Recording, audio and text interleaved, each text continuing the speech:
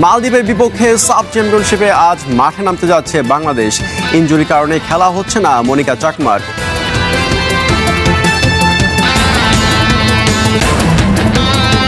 বিশ্বকাপের জন্য নেদারল্যান্ডসে 26 সদস্যের দল ঘোষণা, নেতৃত্ব দিচ্ছেন ভার্জিল ভ্যান ডাইক।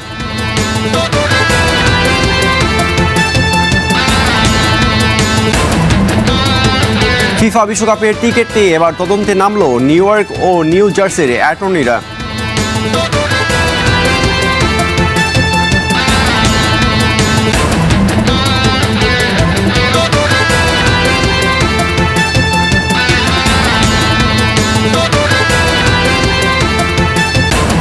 স্বাগত খেলার বুলেটিনে, আমি আশফাক সিয়াম। শুনছিলেন শিরোনাম, এবারের বিস্তারিত।